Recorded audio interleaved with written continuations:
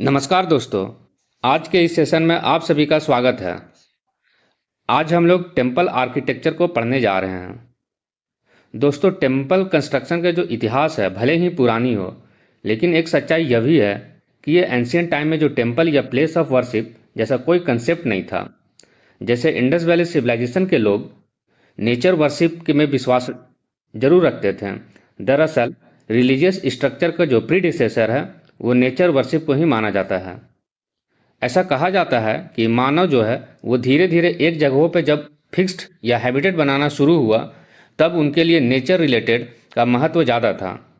जैसे उस समय के लिए जो नेचुरल डिजास्टर जैसे अर्थक्वेक या फिर लाइटनिंग थंडरिंग से लोग डरते भी थे।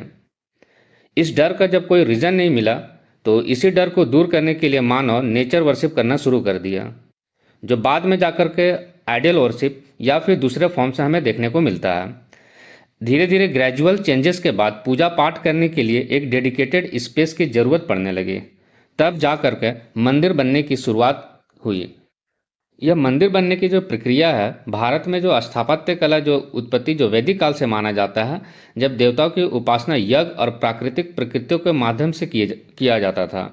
तो शुरुआत में जो ये पूजा होता था खुले स्थान पर या फिर किसी प्लेटफॉर्म पर या पवित्र जैसे वृक्ष वगैरह के पास किया जाता था, क्योंकि उस समय नेचुरल वर्शिप पूजा किया जाता था, जैसे इंडस वैली सिविलाइजेशन और वैदिक पीरियड में देखने को मिलता है। और मौर्य काल में जब हम 4th और 3rd सेंचुरी बीसी में देखेंगे, तो पहली बार यहाँ धार्मिक संरचनाओं की परंपरा की विकसित हुआ। जैसे रॉक कट केव्स हमें यहाँ पूजा करने को देखने को मिला। हमने बताया था कि इस काल में मौर्य के पीरियड के समय में चैत्य और विहार का कंसेप्ट आया। इसी इसी चैत्य और विहार में स्तूप भी आगे चल करके बनाए गए, जो मंदिर वास्तुकला का जो नींव रखा। और मंदिर बनने की जो प्रक्रिया है ये गुप्त काल में हमें देखने को शुरुआत मिलता है। तो ये जो ओरिजिन ऑफ टेम्पल आर्किटेक्चर है ये हमें गुप्ता पीरियड से देखने को मिलेगा। बिहार के कैमूर में जो यहाँ पे लॉर्ड शिव और शक्ति का यहाँ पे क्या है डेडिकेटेड है। और ये जो ऑक्टागोनल शेप है, जैसे यहाँ पे दिख रहा होगा, ये किस शेप में बनाया गया है, तो ऑक्टागोनल शेप में है। तो और दोस्तों, कुछ इतिहासकारों का मानना ये भी है कि यूपी के भीतरगांव टेम्पल जो इंडिया का सबसे पुराने मंदिर है, जो गुप्त पीरियड के समय में बनाया गया है। गुप्ता पीरियड के समय में यह बनाया गया है, यूपी का भीतरगांव टेम्पल। दोस्तों, आज हम टेम्पल आर्किटेक्चर को पूरे डिटेल से पढ़ने जा रहे हैं। दोस्तों, मुख्य रूप से जो मंदिर का जो वास्तुकला है ये 3 प्रकार के हैं। पहला है नागर शैली, दूसरा है द्रविड़ शैली और तीसरा है वेसर शैली, जिसे हम लोग स्कूल्स कहते हैं। हम लोग पहले ने भी पढ़ा था कि किस प्रकार Gandhara school of art, Mathura school of art और अमरावती स्कूल ऑफ आर्ट ये मौर्य के समय में बनाए गए थे। तो वहाँ पे चैत्य और बिहार देखने को मिलता है। लेकिन अब जो है टेम्पल आर्किटेक्चर गुप्त के पीरियड के समय में शुरुआत हो जाता है बनना। ये स्टार्टिंग फेज है मंदिरों के वास्तुकला का। तो पहला जो डेवलप हुआ, ये काल सिर्फ गुप्तों में मंदिर नहीं बनाई गई, ये लगभग 1000 AD, 1218, 1318 तक ये बनता रहेगा। इसका सीक्वेंस जो है मंदिरों की जो वास्तुकला है ये एक लॉन्ग पीरियड तक बनता रहेगा। इसमें जो सबसे जो 3 फेमस है, एक नागर शैली है। तो नागर शैली के में भी उसमें भी बहुत सारे क्या है अलग अलग स्टाइल्स है। नागर शैली में भी अलग अलग स्टाइल्स के बनाए गए हैं, जिसमें जो सब स्कूल सब है उसमें उड़ीसा स्कूल, खजुराहो स्कूल और सोलंकी स्कूल्स। मेनली जो सब स्कूल है नागर शैली का वो उड़ीसा, खजुराहो और सोलंकी। नागर शैली जो है इसमें मेनली जो है एक प्लिंथ पर बनाया जाता है। ये इस टाइप से एक प्लिंथ बनाया जाएगा। जैसे घर बनाते हैं तो क्या होता है, एक प्लिंथ रहता है बनाने का, और वहाँ पे सीढ़ी बना रहेगा, तो इसे हम लोग क्या कहेंगे, प्लिंथ बोलेंगे। तो ये हो गया प्लिंथ। और फिर उस पर एक प्लिंथ के ऊपर में क्या करेंगे हम लोग, चबूतरे के जैसा बनाएंगे, जैसे यहाँ पे दिखाया गया चबूतरे के फॉर्म में ये चीज़। और फिर यहाँ पे क्या है, सीढ़ी बनाया गया। तो हम प्लिंथ बनाएंगे, प्लिंथ में सीढ़ी से चढ़ेंगे। जैसे हम मंदिर में एंटर किए तो सबसे पहले सीढ़ी मिला, इस सीढ़ी से चढ़ते हुए ये जो हमारा जो चबूतरा है, इस चबूतरे को हम लोग जगती बोलते हैं। इस चबूतरे को हम क्या बोलेंगे, जगती।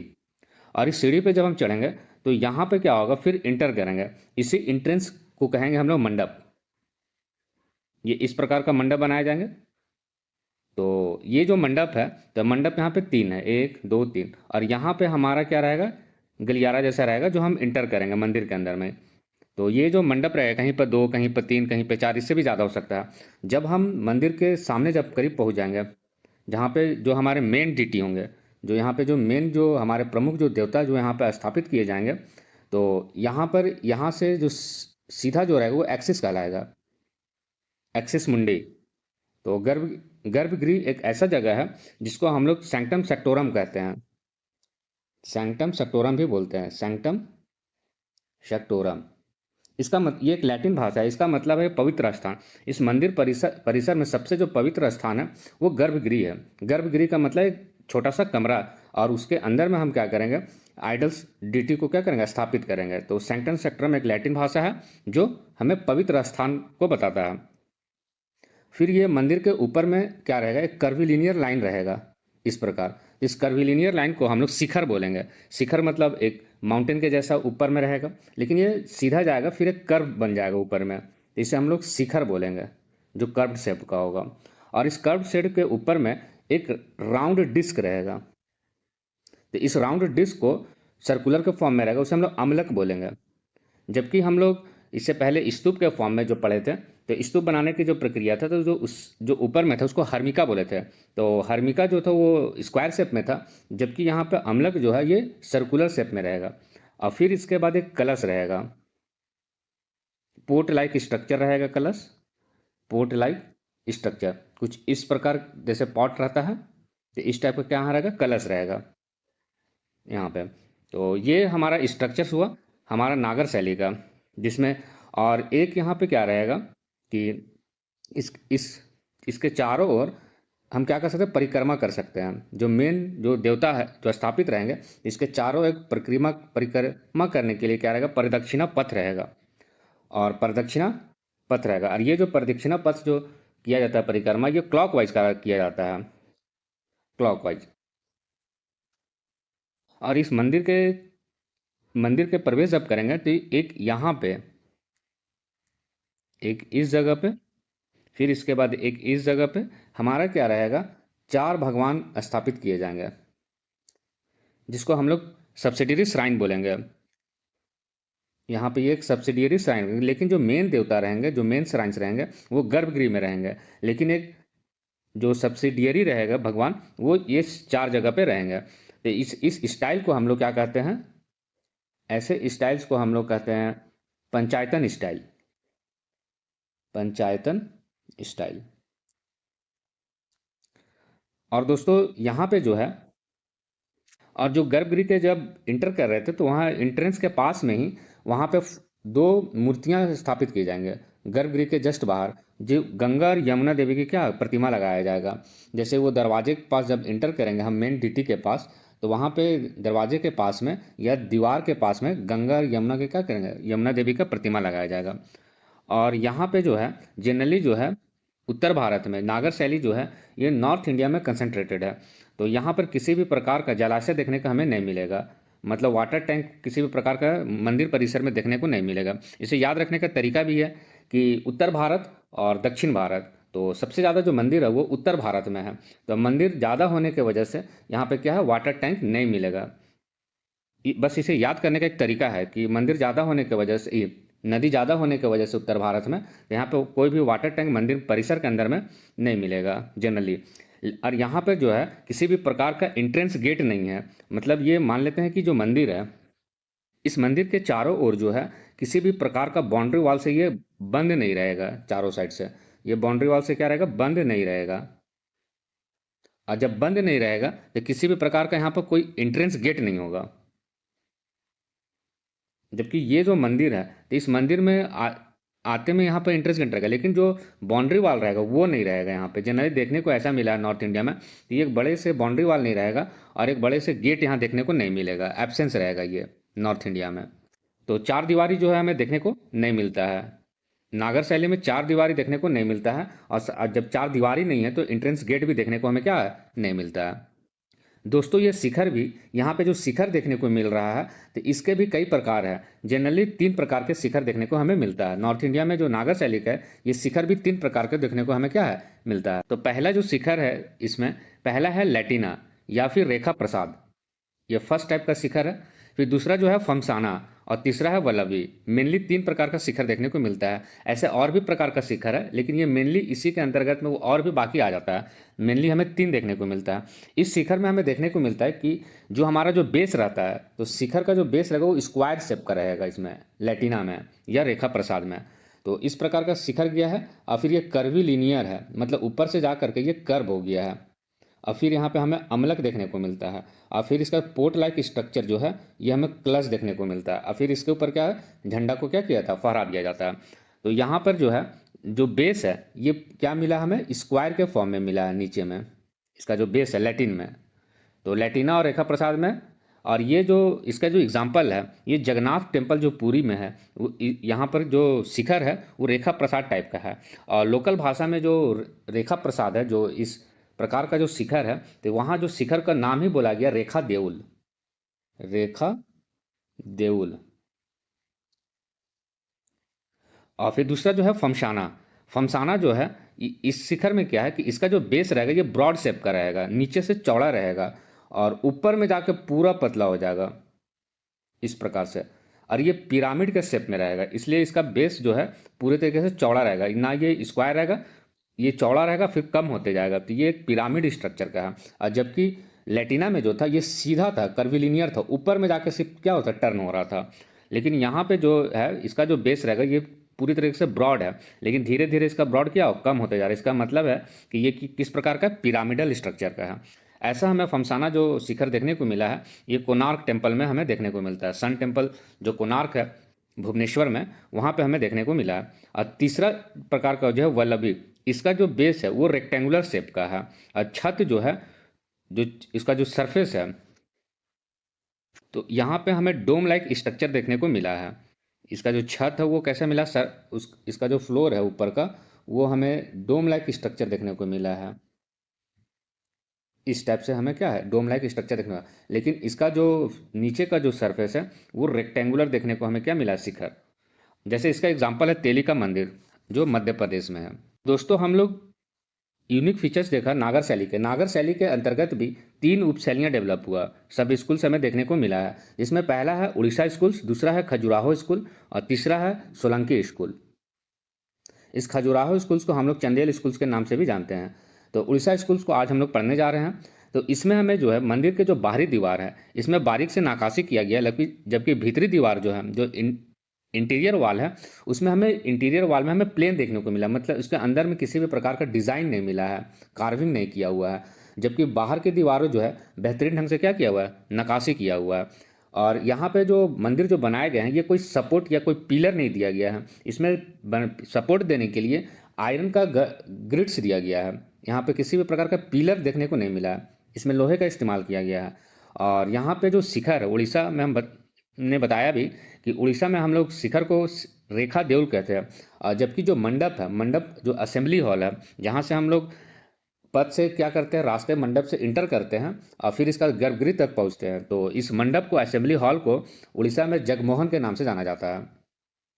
और यहाँ पे थोड़े जो फीचर्स है, हल्का चेंजेस दिखाई देता है कि यहाँ पे जो है 4 दीवारी देखने को मिलता है। इसका एग्जाम्पल है उड़ीसा स्कूल्स का, जैसे सन टेम्पल जो कोणार्क में है, जिसको हम लोग ब्लैक पगोडा भी कहते हैं। और दूसरा जो पुरी में जगन्नाथ टेम्पल, और भुवनेश्वर में जो है बाबा लिंगाराज टेम्पल। ये हमारे उड़ीसा शैली से क्या है, उड़ीसा शैली के ये मंदिर है। इसके बाद नेक्स्ट जो है, तो दोस्तों यहाँ पे जो जगन्नाथ टेम्पल है पुरी में, यही ये टेम्पल है जो शिखर को रेखा देउल, और यहाँ पे पोर्ट लाइक स्ट्रक्चर देखने को मिल रहा, अम्लक देखने को मिल रहा। और यहाँ की जो बाहरी दीवार है, तो आप देख पाएंगे कि इसमें क्या है, नक्काशी बेहतरीन ढंग से किया हुआ। या फिर बाबा लिंगराज टेम्पल जो भुवनेश्वर में है, यहाँ पे भी हमें क्या देखने को मिल रहा है, ये बाहरी नक्काशी जो है, बारीक से नक्काशी कार्विंग वगैरह किया हुआ। और फिर हमें सन टेम्पल जो कोणार्क में है भुवनेश्वर, ये भी क्या है, बाहर से इसमें क्या किया हुआ, नक्काशी करने देखने को मिल रहा है। दोस्तों रविंद्रनाथ टैगोर ने कहा था, सन टेम्पल को जब रविंद्रनाथ टैगोर ने देखा था, तो रविंद्रनाथ टैगोर ने कहा कि एक ऐसा स्मारक है जहाँ पत्थर की भाषा ने मनुष्य की भाषा को क्या किया, पीछे छोड़ दिया है। मतलब इतने बेहतरीन ढंग से इसमें नक्काशी किया हुआ है, और इतने बेहतरीन ढंग से इसमें हमें समझने को देखने को मिलता है कि ये जो है पत्थर की जो भाषा है, क्या किया, मनुष्य की भाषा को क्या किया, पीछे छोड़ दिया। नागर शैली में जो दूसरा सब स्कूल है वो खजुराहो स्कूल्स है, जिसे हम लोग चंदेल स्कूल्स कहते हैं, क्योंकि इसने चंदेल राजाओं ने आगे चल करके बनाया था।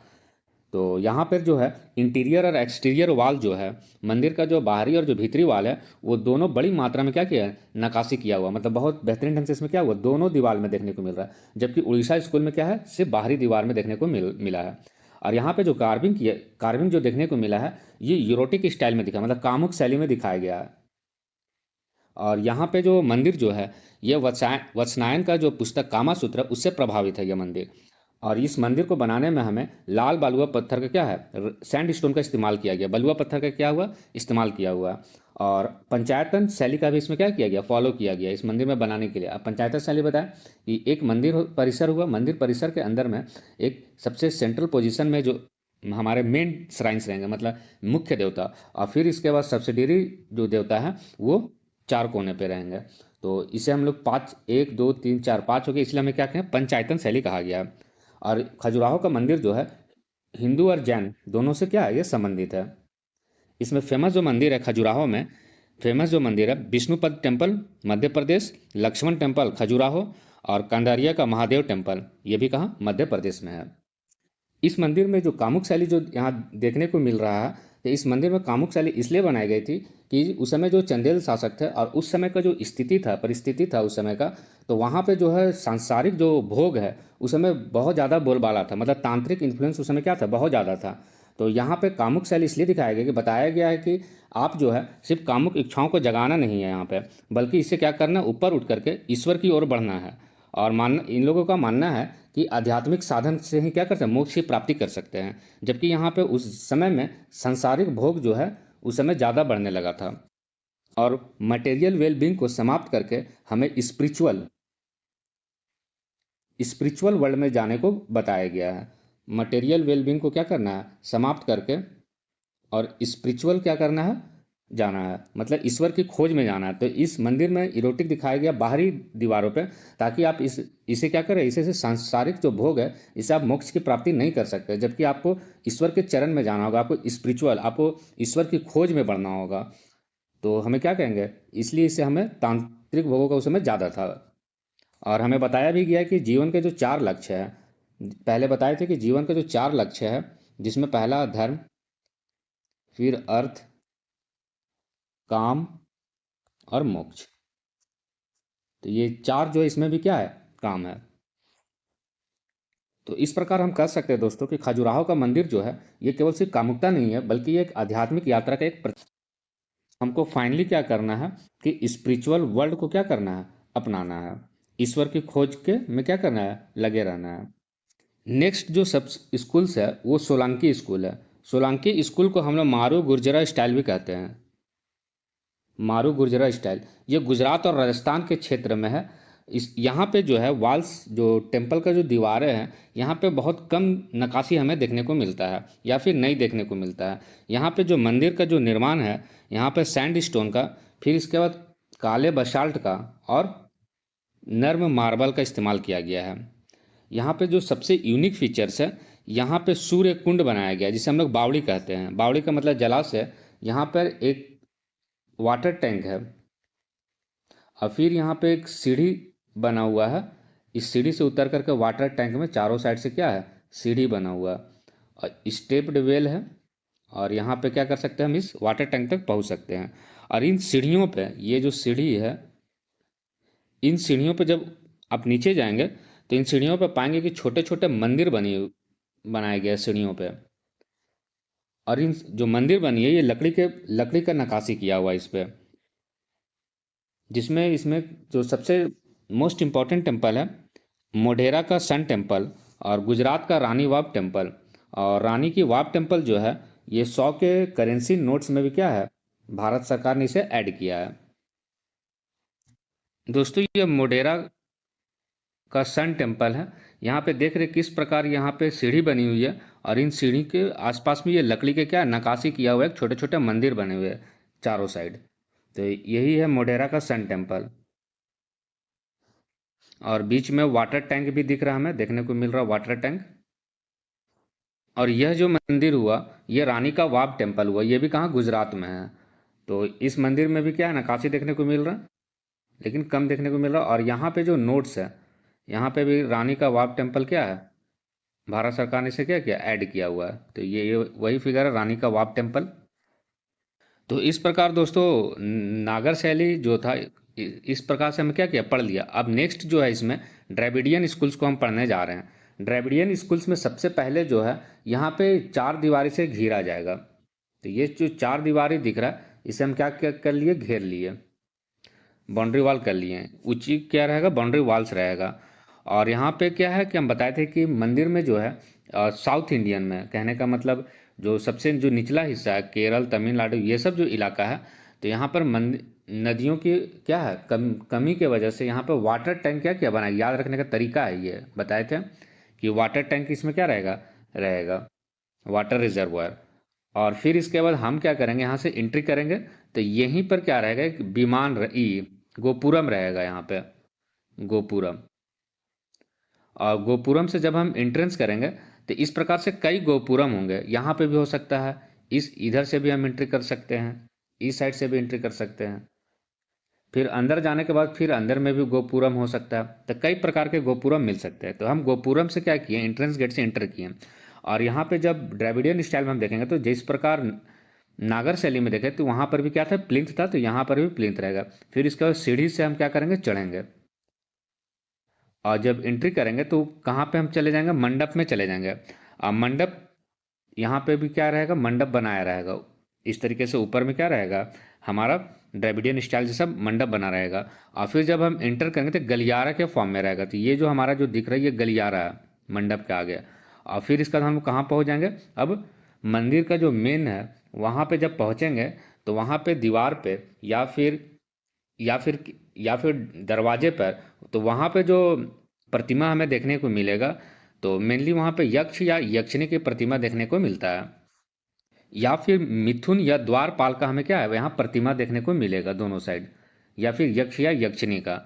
और फिर जब जब इंटर करेंगे इस प्रतिमा के आगे, दरवाजे के आगे, तो यहाँ पर गर्भगृह रहेगा, जिसे हम लोग सैंक्टम सेक्टोरम भी कहते हैं। और गर्भगृह में यहाँ पे जो मंदिर रहेगा वहाँ पे जो मुख्य देवता स्थापित किए जाएंगे, आइडियल इमेज रहेगा। और गर्भगृह क्या है, हमारा सैंक्टम सेक्टोरम। और यहाँ पर एक विमान रहेगा, यहाँ पे इस यहाँ के शिखर को हम विमान कहते हैं, जो पिरामिड स्ट्रक्चर का रहेगा। तो यहाँ पे जो शिखर रहेगा, इस शिखर को हम क्या कहेंगे, विमान कहेंगे। और ये विमान बहुत हाइट का रहता था, जबकि उत्तर भारत और दक्षिण भारत में देखेंगे तो ये शिखर से बहुत ऊंचा रहता था विमान। तो ये बहुत ही भव्य दिखाया गया है नागर शैली, द्रविडियन शैली में। और यहाँ पे इसके बाद जो था वहाँ पे हम देखे थे अमलक था, शिखर के ऊपर अमलक था। तो यहाँ विमान के ऊपर जो है हमें जो कलश लाइक स्ट्रक्चर जो देखने को मिलता है, तो यहाँ पर इसे शिखर बोला गया है।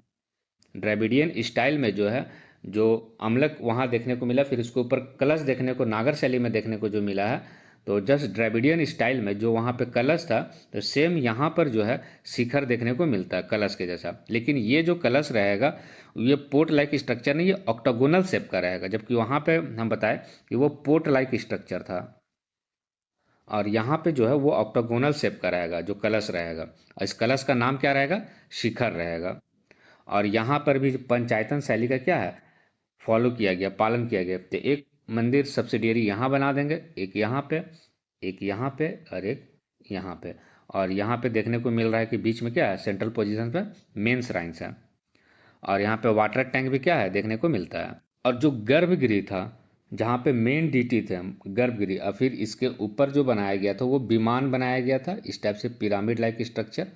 और फिर यहाँ पे मंदिर बनाया जाएगा, वो भी कैसा रहेगा, पिरामिड रहेगा, मंडप सॉरी। तो यहाँ पे जो मंडप बनाया जाएगा, यहाँ से जब एंट्री करेंगे और यहाँ पे एक गलियारा रहेगा इस प्रकार मंडप से। तो ये जो रहेगा इन दोनों के बीच में, मंडप और गर्भगृह के बीच में एक कॉरिडोर रहेगा। इसी कॉरिडोर को हम लोग अंतराल कहते हैं, मतलब दोनों के बीच में अंतराल रहेगा, एक गलियारे के फॉर्म में रहेगा। तो इसे हम क्या कहेंगे, गर्भगृह और मंडप के बीच का जो है इसे हम लोग अंतराल कहेंगे। इस अंतराल से हम क्या करेंगे, चलते हुए जाकर कहाँ पहुँचेंगे, गर्भगृह के पास पहुँचेंगे। लेकिन जो वहाँ पे जब दिखाया गया है नागर शैली में, तो यहाँ पे मंडप जो बनाया गया तो कंटिन्यूअस मंडप बनाया गया, कई छोटा छोटा मंडप देखने को हमें मिलता है। और यहाँ पे तो हम बताए भी कि यहाँ पे द्वारपाल और मिथुन और या यक्ष यक्षिणी की हमें क्या है मूर्तियाँ देखने को मिलता है जब हम गर्भगृह के पास पहुँचते हैं तब यहाँ पे। इसमें जो सबसे फेमस टेम्पल है मीनाक्षी टेम्पल मदुरई में जो मीनाक्षी टेम्पल है, फिर इसके बाद तंजौर में बृहदेश्वर टेम्पल और अरियाल जो तमिलनाडु है, तीनों तमिलनाडु में ही है, तो ये गंगईकोंड चोलपुरम टेम्पल, ये तीनों जो है द्रविडियन शैली का क्या है सबसे भव्य प्रकार दिखाया गया है। यहाँ पे दोस्तों मीनाक्षी टेम्पल को दिखाया गया है जो मदुरई में बनाया गया है। तो यहाँ पे देखने को जो मिल रहा है यही है हमारा क्या है बड़े बड़े गोपुरम जो देखने को मिलता है। जैसे यहाँ पे टोटल लगभग 14 गोपुरम है, तो इस प्रकार के बड़े छोटे गोपुरम देखने को हमें मिल रहा है। एंट्रेंस गेट, और फिर इन एंट्रेंस गेट पे इंटर करने के बाद हम मेन डीटी के पास पहुँचेंगे यहाँ पे। तो इस प्रकार का जो गोपुरम है, और एक और साथ ही साथ यहाँ पे जो सबसे यूनिक फीचर्स है, तो यह जो गोपुरम हमें देखने को मिलता है, यह मेन जो डीटी जहाँ जो मेन जो मंदिर है उससे भी ऊंचा क्या रहता था गोपुरम बनाया जाता था। और जब राजा जब जीत जाता था किसी साम्राज्य को हरा देता था तो वहाँ पे आकर के गोपुरम को और बढ़ाया जाता ऊंचा हाइट का, इसलिए हाइट जो गोपुरम का है वो बढ़ता गया। और जो मेन जो मंदिर है उससे भी हमारा एंट्रेंस गेट बड़ा बड़ा है, तो इसे हम क्या कहेंगे गोपुरम कहेंगे। तो ये मीनाक्षी टेम्पल का है। यह जो टेम्पल दिखाया गया ये तंजौर में है, तंजावुर में जो बृहदेश्वर टेम्पल है। तो यहाँ पे ये जो दिख रहा है ये मेन टेम्पल है यहाँ पे। और फिर यहाँ से एंट्रेंस गेट भी इसमें क्या है गोपुरम वगैरह बनाया गया है। तो ये भी कहाँ पे है तंजौर में है, तमिलनाडु। और नेक्स्ट जो सबसे जो लास्ट जो टेम्पल आर्किटेक्चर का वो बेसर स्टाइल का है, बेसर स्कूल का है। ये मेनली जो डेक्कन रीजन में है, आज का जो कर्नाटका रीजन है उस क्षेत्र में क्या है बेसर शैली का क्या है मंदिर मिलेगा।